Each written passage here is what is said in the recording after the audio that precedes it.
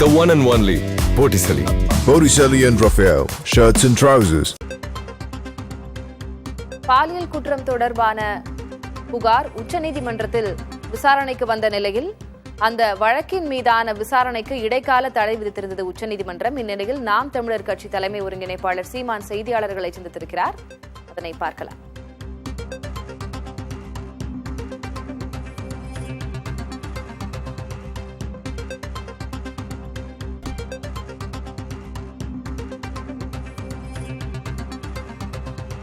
அந்த வழக்கை தொடுத்ததே நாங்கள் தான் தொடுத்தோம்.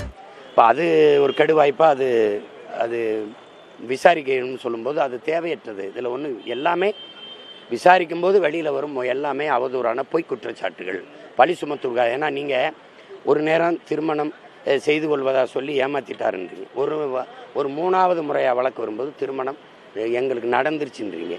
திருப்பி நீங்கள் முதல் குற்றச்சாட்டுலேயே சொல்லணும் 6 மாத காலம்தான் 2 பேருக்கும் எங்களுக்கு பழக்கம் இருந்த காலங்கள்.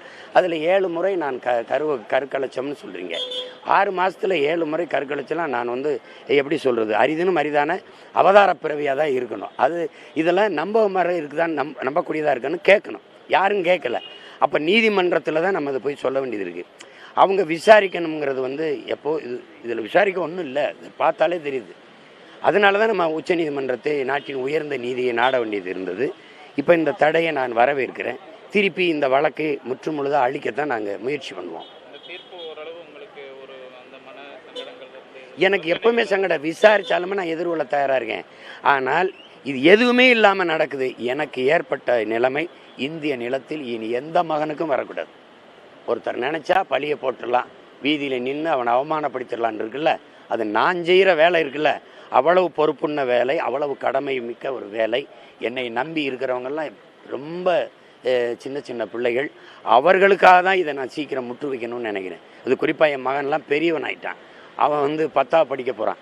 அவன் நண்பர்களை அவன் எதிர்கொள்ளும் போது வரக்கூடாது. இது என்னடா இது பிரச்சனைன்னு அவனுக்கு விளங்கும். ஆனாலும் அவன் நண்பர்களை சகாக்களை எதிர்கொள்ள சங்கடப்படுவான் இல்லையா? அதனால தான் இந்த மாதிரி இந்த கொடுமை இனி எவனுக்கும் தொடரக்கூடாது வாழ்க்கையில். அதெல்லாம்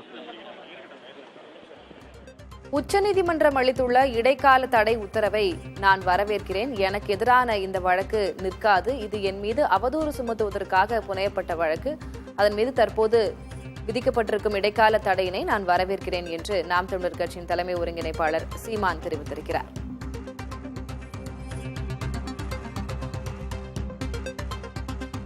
மேலும் என்னை விமர்சிக்க திமுக திகவுக்கு தகுதி இல்லை என்றும் அவர் விமர்சனம் செய்திருக்கிறார்.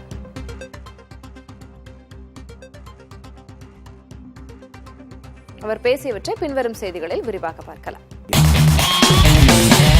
பார்ட்டி வேர்னாலும் ஐ ப்ரிஃபர் Botticelli. எங்க இருந்தாலும் நம்ம ஸ்டாரா தெரியணும் இல்லையா? வெரைட்டியான கலர்ஸ், நியூ டிசைன்ஸ், அதுக்கு மேல ஸ்டார் லுக்.